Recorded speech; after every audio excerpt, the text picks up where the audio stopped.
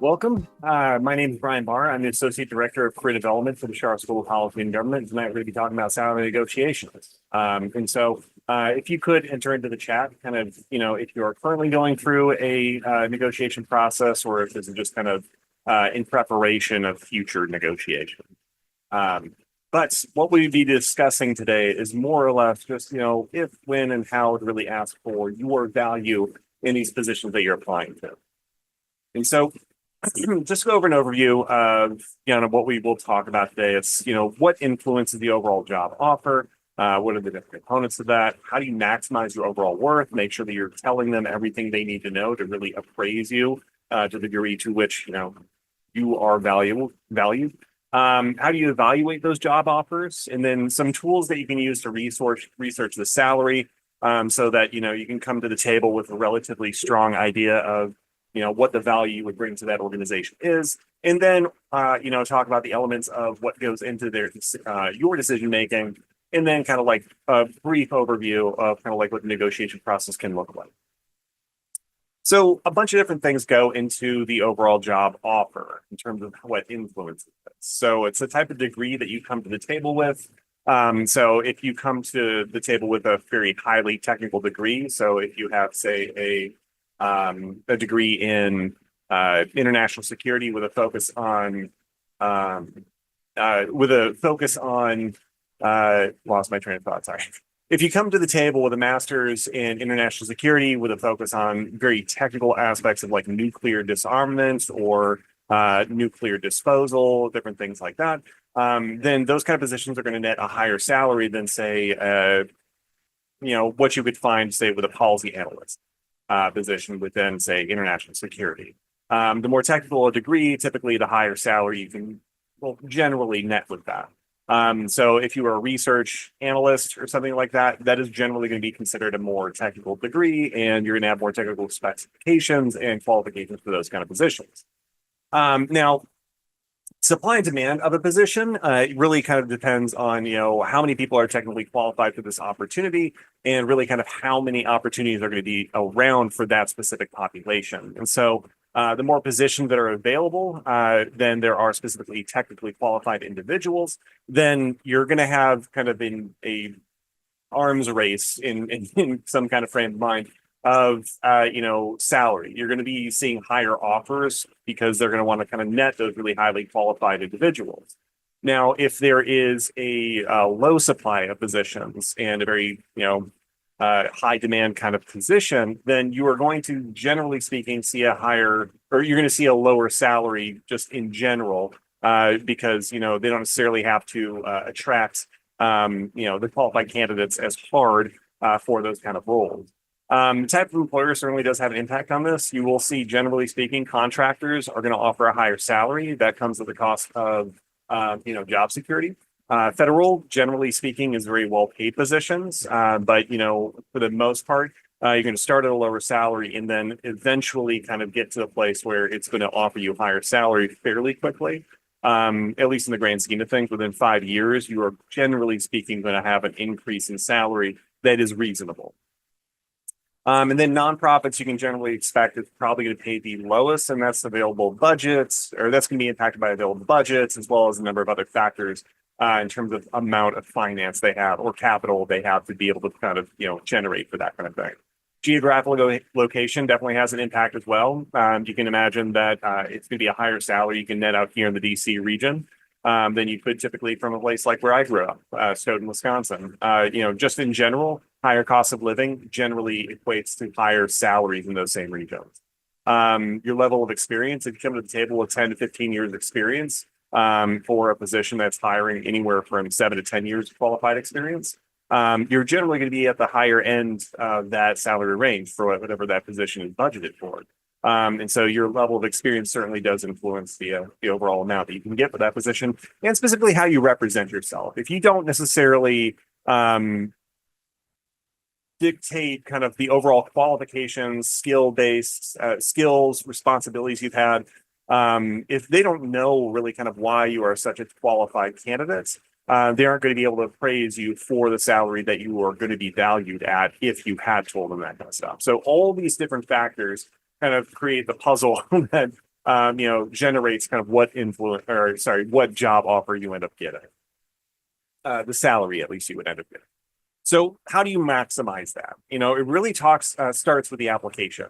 In terms of having a really good technical skills section, making sure that the bullet points you're putting in for your resume, that each one of those is dictating a qualified skill for the position. So if in reviewing that job description, you're just submitting kind of a general resume that doesn't necessarily hit on every single aspect of why you'd be good for that position or how you've done the responsibilities before, then generally speaking, they aren't necessarily going to be able to maximize your market value in that position. So you want to give examples where you've achieved some significant results. Quantitative function is really helpful in this sense. Like if you're applying for a marketing position and you were able to show that you were able to increase open rates for messaging for whatever kind of communications position you were in by X percentage, if that's an impressive percentile, then that's going to be that's going to qualify you very well for that kind of role. You want to research the organization specifically to identify what are their core values, as well as what different insights you can draw regarding kind of what kind of individuals do they typically hire, what's their mission statement, does that align well with yours, and then just learn a little bit more about who the people who work for them are and kind of what you would be able to kind of add to that overall that organization's value.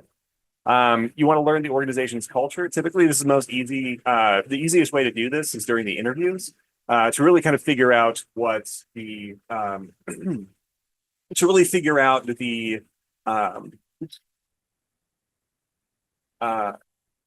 really identify rather specifically, where the alignment is for you in that organization.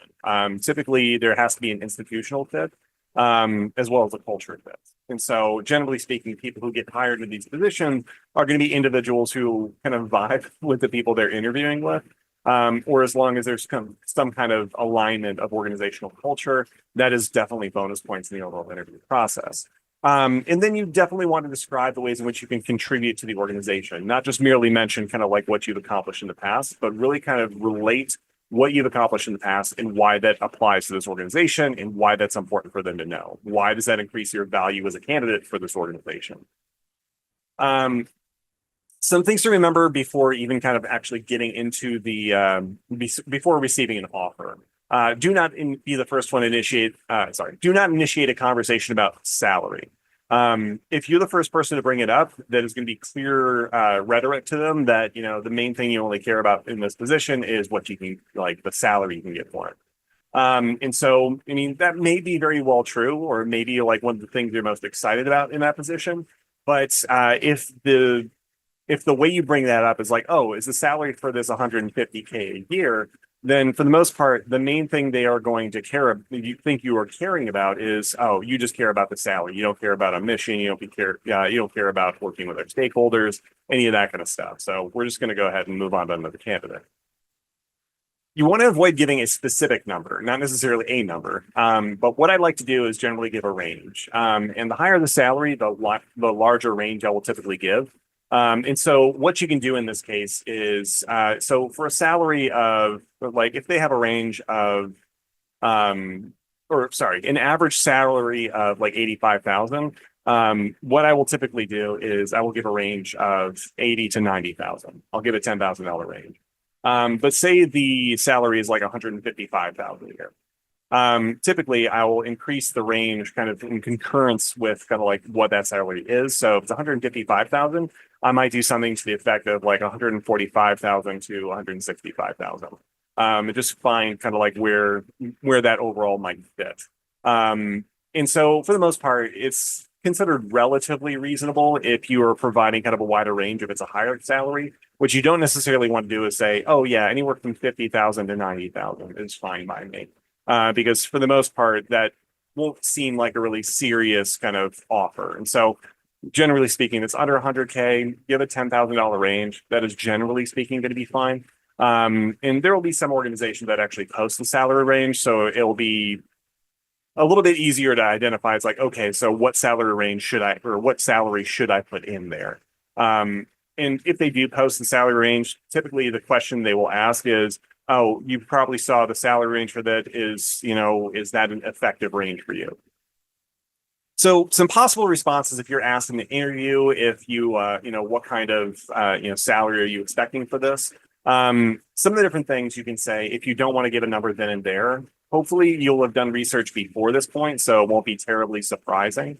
But for the most part, if you just aren't ready to make a specific allegation right then and there, what I would suggest is you can say, well, I'd like to learn a little bit more about the responsibilities and some of the different kind of benefits that are inherent in this position. Would you be able to send me kind of like what the, health package is and that kind of stuff? Or can you tell me a little bit more about those before I kind of say, put a range in? That will give you a little bit of a buffer to do some more research and just say, make sure you find whatever range that you need for that. You could say, I'm interested in the competitive market rates for my skills, knowledge, and experience. And so that to them will basically say, I'm okay with whatever range you're typically kind of like saying in this. You can also say, I need to understand the job scope first, which, that isn't my favorite response in this list. But you could say that, I want to learn a little bit more about the position of the company first before I kind of make a salary suggestion. Or if you decide to make me an offer, then we can kind of discuss it. It's important to understand that any negotiation process, if you are saying, we'll just talk about it later, that might to them indicate that you have a salary range that's above what they will typically be able to provide. They might also just say, oh, they're kind of being a bit cagey about the salary. So I don't know if if we're really going to be able to work with that. So it's important to understand that in negotiation process, there is some risk depending on kind of what answer or what kind of specific range you give them.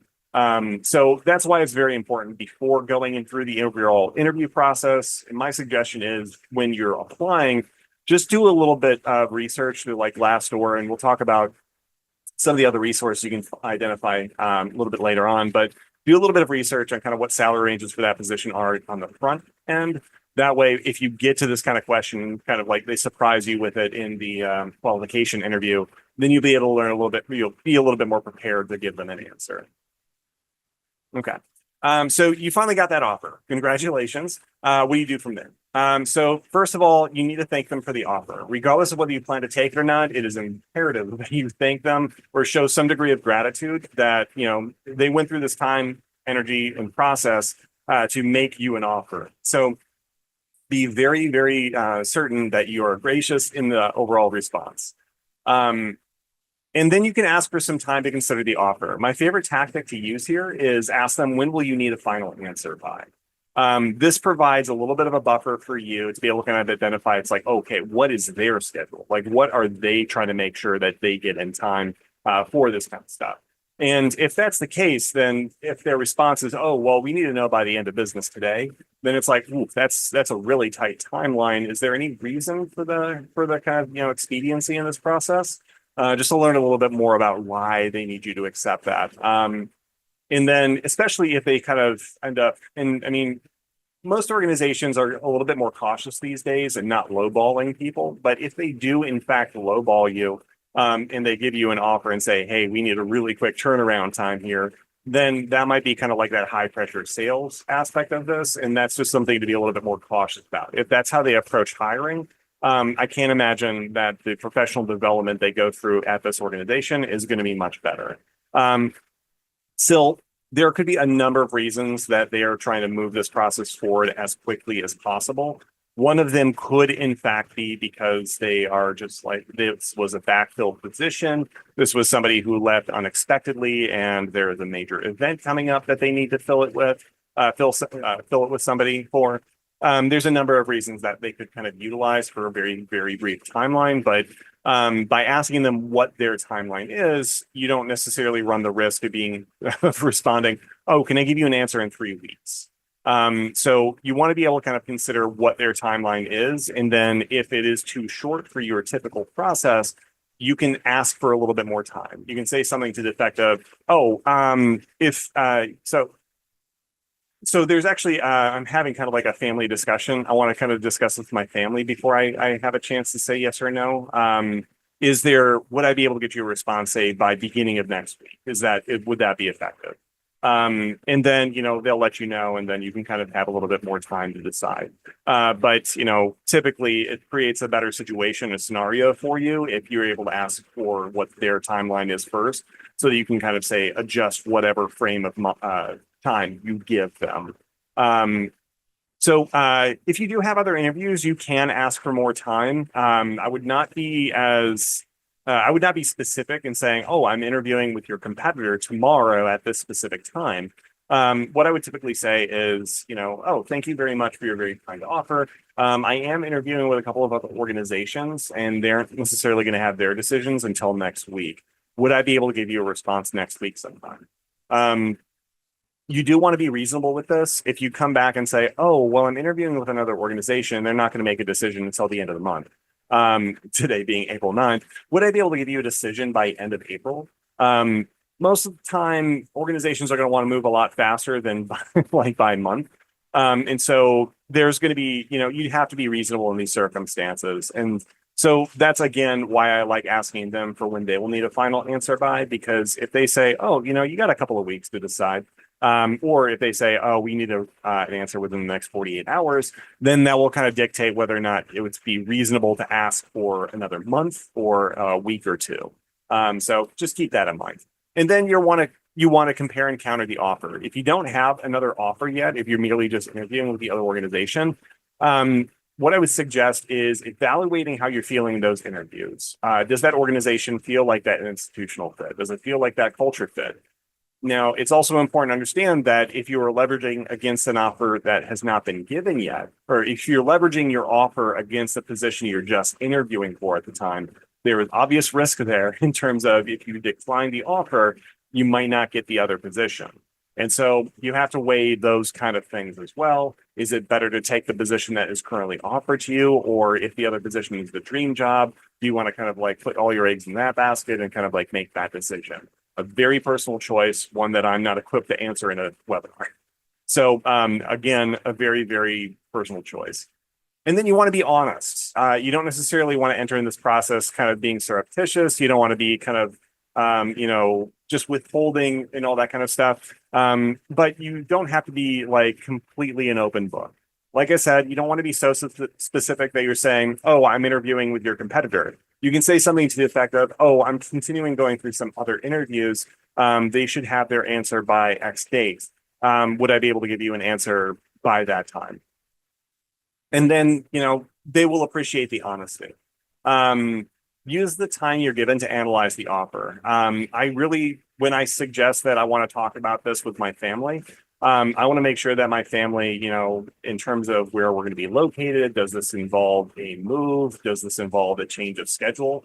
Like if my position currently is a 9 to 5, does this then end up being like a third shift position? Or am I going to be working 4 days a week, but 12 hours a day? So there's going to be some other things that you want to take into account for this kind of thing. So it's just going to be important to analyze the offer based on kind of like what the pros and cons of this position are. Because invariably there will be pros in. So how do you evaluate that offer? How do you know that offer is competitive, and how do you get a better offer?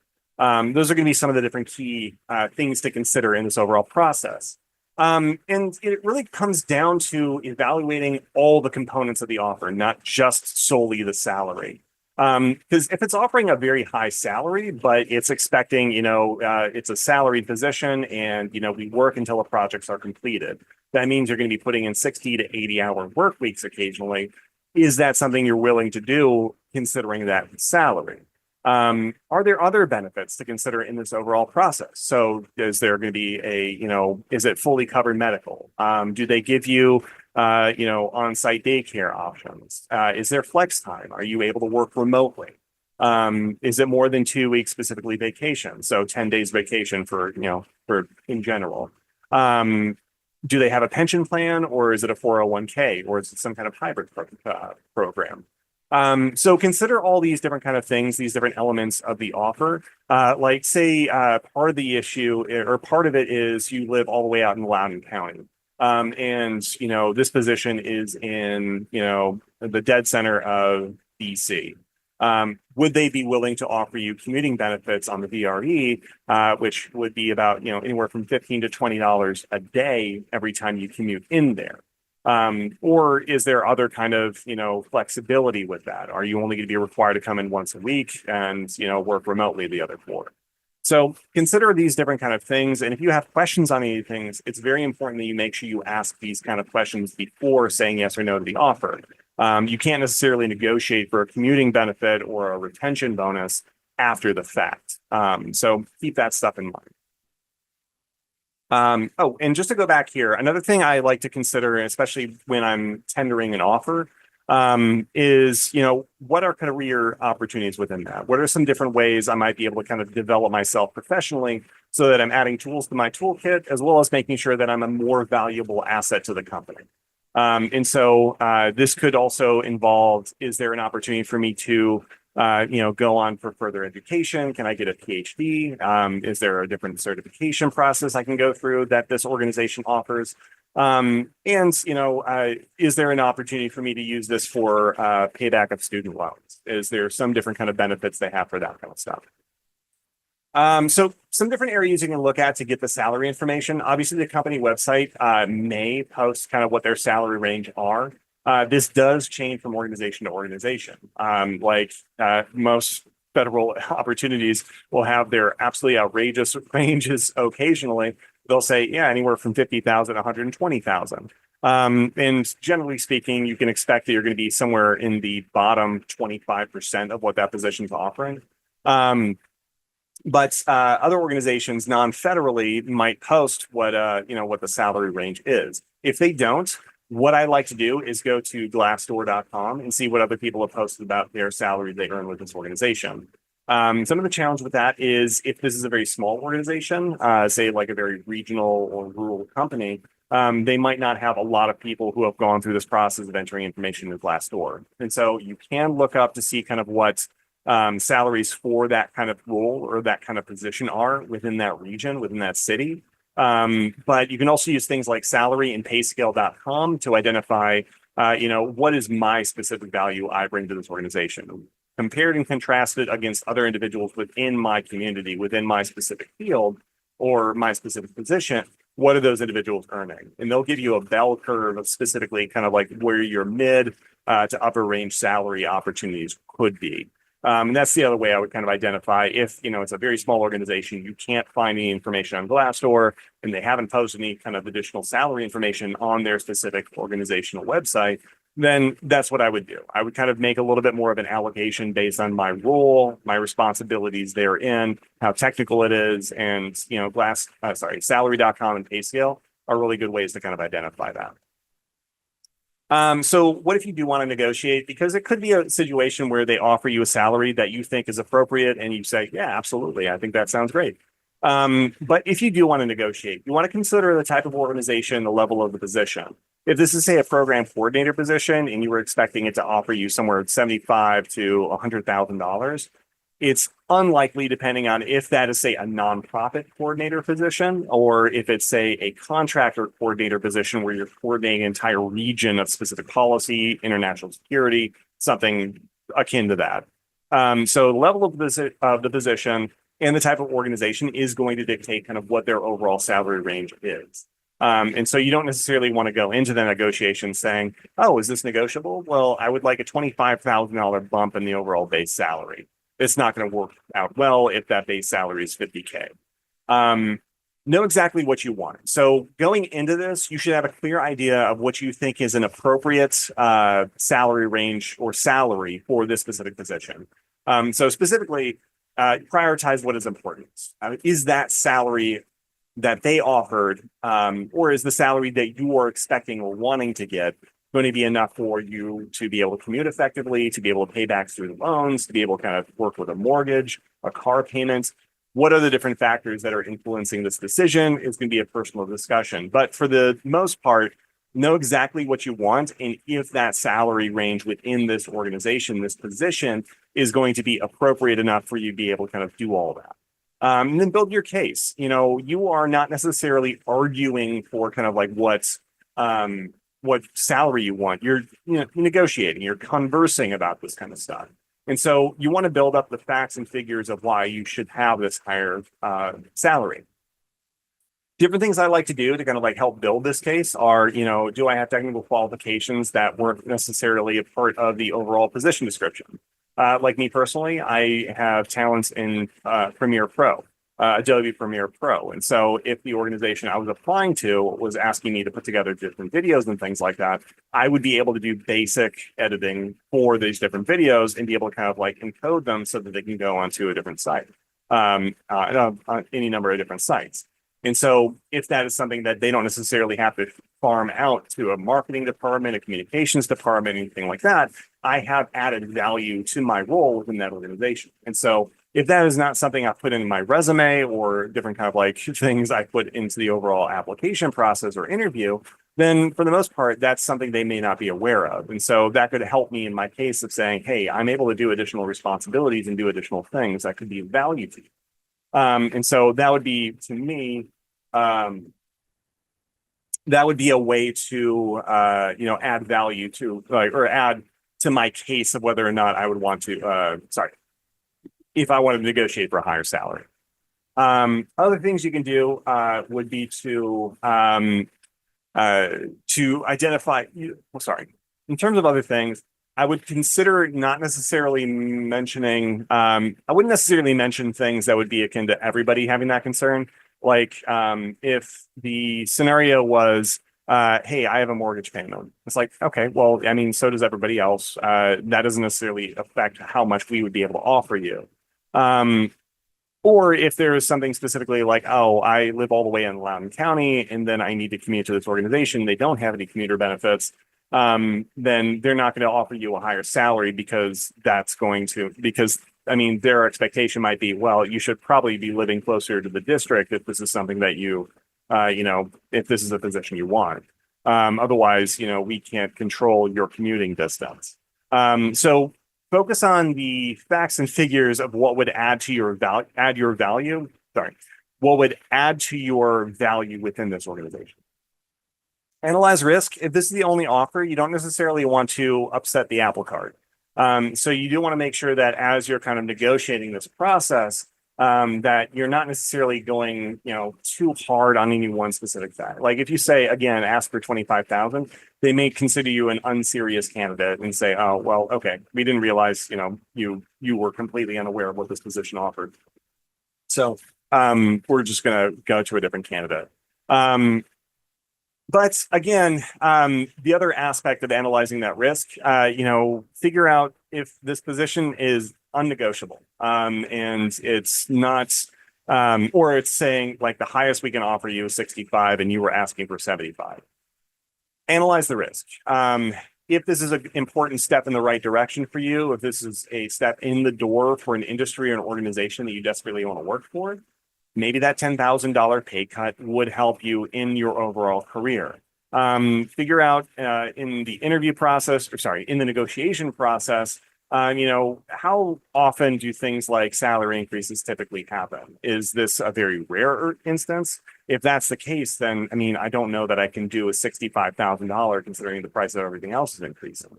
So figure out kind of like what the overall risk of taking a lower salary or of entering into a negotiation process for a position would be. And then being willing to walk away if they say no. If they say, I'm sorry, unfortunately, we just can't bring it up that high, or if they say, no, unfortunately, the salary is completely non-negotiable. Then in that case, if that salary they offered you isn't enough for you to subsist on, then, it's just something that you'll have to say no to. So, or if they're just being very obstinate on other things like, unfortunately, we don't let anybody work remotely anymore, or unfortunately, we have had to take health benefits away from people in the past. If they have some kind of super unrealistic things like that, then, that isn't going to be a healthy position for you to work in. So even though you have an offer on the table, you might have to say no. Now, the other side of this is it is a lot easier to find a job if you have a job, because you're going to be far less stressed in terms of, oh, well, I've got to make payments. I've got to do my bills. I've got to do all this other stuff. So, I mean, there is that component to this as well. You don't necessarily want to be in a situation where you're constantly having to find a position. If if you can get one and then be able to continue in your overall search process, that can be beneficial as well. So some things to analyze in this overall process might be, what are your loan payments? Is there growth opportunities in this organization? Is there a tuition reimbursement? So they offer opportunities for you to develop yourself further through either a master's, certificate, PhD. What are the benefits? What I like to consider here is that, or what is the overall cut of benefits in that overall salary, which is traditionally somewhere around 35%. You can, generally speaking, imagine that Social Security, Medicare, all the other different state and federal taxes, it's going to amount to about 35% of your overall pay. It's going to be taken. So figure that based on kind of like, or allow that to kind of say, figure out what your overall base salary would be after benefits. Is that on a bi-monthly or monthly payment schedule going to be enough for you? Do they have things like stock options? Is there other kind of things that you would consider a benefit to that? And what I would do is create a hierarchy of what this organization offers you, and based on kind of like your own personal evaluation, your own specific hierarchy of what is most important to you, then you can kind of compare and contrast those things. And then that might help you in terms of identifying, is this a position worth accepting? So there is not necessarily going to be a right decision in this process. Like I've said before, it is a very personal decision. So consider some of the different influencers in this decision process. It's going to be kind of like your own personal and professional career goals, your individual goals. Does this get you into a specific location that you're really trying to work within, an industry that you're really kind of interested in working for? Does this help you meet your financial goals? Like if you have a car payment, does this position offer you the ability to pay that and then also have a healthy disposable income? Is this the right position for your family? Do they have a good maternity or paternity leave? Are there other factors that might influence your decision to take this, like a daycare subsistence? Is there some kind of opportunity for them to have like a daycare facility on site? So these are a whole bunch of different things that can influence your overall decision. But again, this isn't going to be, say, a right decision. That's why right is in quotations. It's all going to be based on you and your decision around kind of whether or not this is going to be a good fit for you and your family. And so just consider kind of like, what does this position do for you? Does it help you move in the right direction? And so just consider that it's not necessarily going to be an obvious black or white, like yes or no decision. There's going to be a lot of gray area to this. And so the thing I consider is, like I just said, does this move me in the right direction? Does this help put me in a positive position to advance my career? And so if I take a pay cut for that and I'm able to kind of like further develop my career, get to a higher level of position, assume more responsibility, get that supervision kind of credit, all that kind of stuff could help kind of like influence your overall decision. So when either deciding to negotiate or kind of amend the offer, you want to basically you don't want to ask for too much, essentially. So on here, no more than 3. If they are unwilling to kind of increase base pay up to 10%, this is based on kind of like what your market value is, as well as kind of like what previous positions were, which, a lot of organizations these days don't necessarily take into account what your previous pay was. They more or less decide what salary they offer you on whatever their personal return, what their professional budget is for that position. But it is possible to ask for kind of like a base pay increase of 10%. I would not play hard and fast with a 10% rule, because if you move from, say, a nonprofit field to a contractor field, then, I mean, a 10% increase from a nonprofit salary is not going to be even remotely close to what you would get with the contractor position, more than likely. And so just consider that, if you are asking for an increase of base pay, it might be inappropriate to ask for, say, a starting bonus or retention bonus on top of that. Additional time off or flexibility. I know a lot of people I've worked with before are getting married by the time they get the kind of offers. And so if they've had a planned honeymoon or anniversary trip or something to that effect, then for the most part, it is, definitely possible to ask, hey, can I have some flexibility with this? There's a family vacation that was planned well before I applied to this position. And I would just need to have these specific dates off. So you can get that approved before actually starting the position. Job contents, if there is, say, specifically, if you're hoping to develop supervision skills, would it be possible for you to have a supervisee? Would it be possible for you in this role to be able to develop some of those different skills, or cut specific job responsibilities that you aren't necessarily keen on? If there's other things you would prefer to do within that position, those are also negotiable. But again, you don't necessarily want to go too hard on all of these. Consider, where everything fits in the overall grand scheme of things. I think it's generally speaking, if they say it's negotiable, base pay is typically what is negotiated on.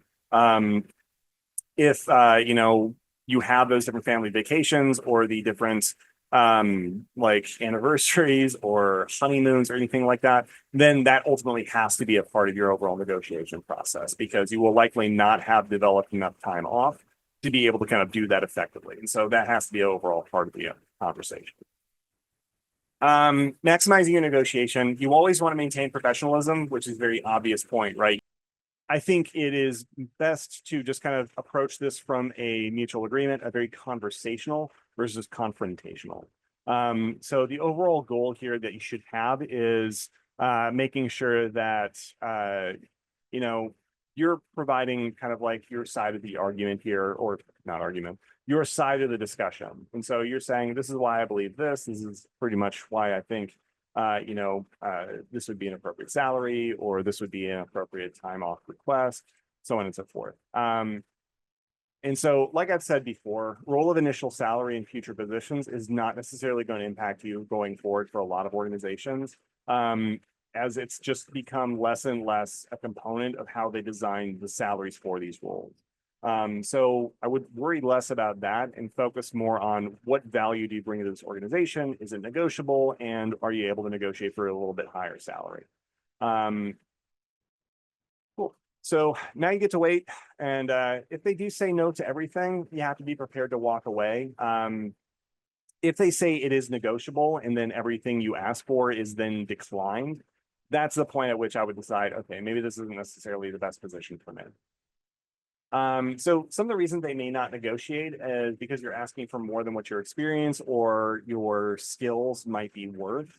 And so this can sometimes happen if, say Glassdoor has an outrageous range. It's something like 80,000 to 160,000. And the average, because that one person put 160,000 in there, is completely off base.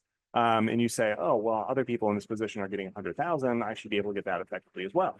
But, they have a specific, budget for this opportunity, and that is well outside of it. So if that is the case, that might be kind of one of the reasons.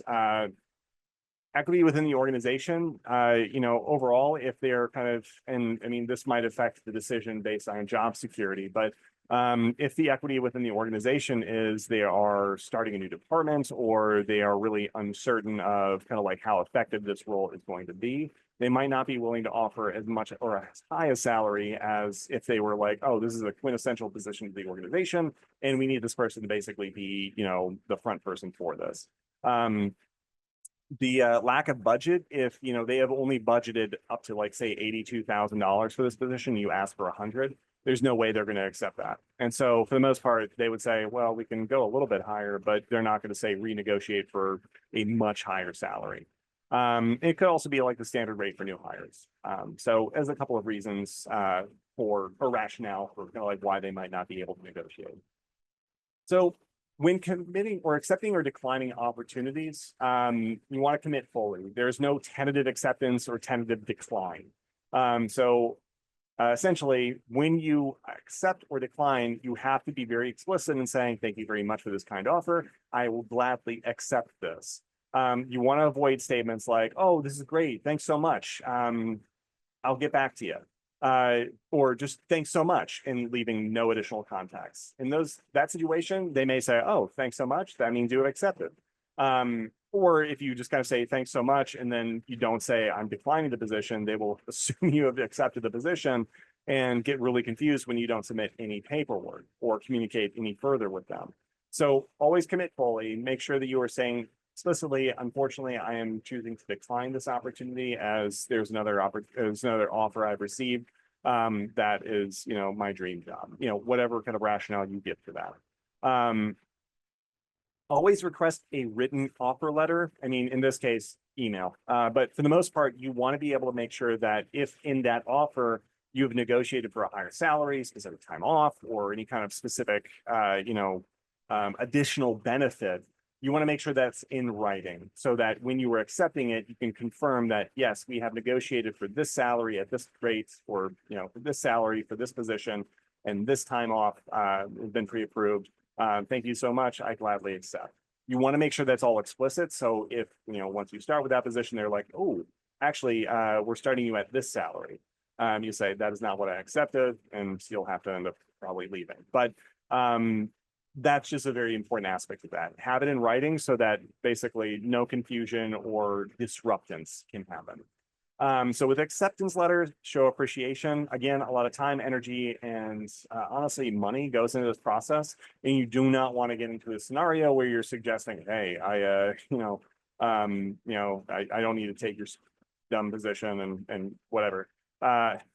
So you always want to show appreciation, and you want to outline the offer. You want to say, thank you so much for your very kind offer. I will gladly accept, and I'm accepting this position at this rate, and this start date, so on and so forth. If you decline that opportunity, you want to make sure you can show appreciation for the fact that a lot of time, energy, and money went into this process, in that, you will send a written notice of written notice of decline, even if you have verbally declined over the phone. So what I would suggest is, sending a thank you email and saying, thank you once again for moving through this process with me. I very much appreciate all the time, energy, and money that went into this process. Unfortunately, I did decide to decline it, but I would love to be connected with you all. Should there be an opportunity to work with you in the future, or if there's an opportunity to meet up and discuss policy, or whatever the organization's focused on. And you can provide like LinkedIn or any of those other kind of things. So essentially, you just want to make sure you're not burning any bridges as you're going through this decline process. And that is a very fast kind of discussion of kind of the overall salary negotiation process. So for the most part, what I'm going to do, I'm going to stop the recording, but I did, before we can go into the question and answer component of this, I do want to say thank you so much for attending the webinar this evening. I really appreciate being able to convey this information and be able to connect with students through the Schar School of Policy and Government's kind of career development team. So if you do have any questions or would like to connect to discuss job searching, your resume, cover letters, if you want to do a mock interview, or if you have a salary negotiation coming up, I'm more than happy to discuss those with you. You can feel free to email me at dbar@gmu.edu. Otherwise, thank you all so much for attending tonight, and I hope you have a fantastic rest of the week.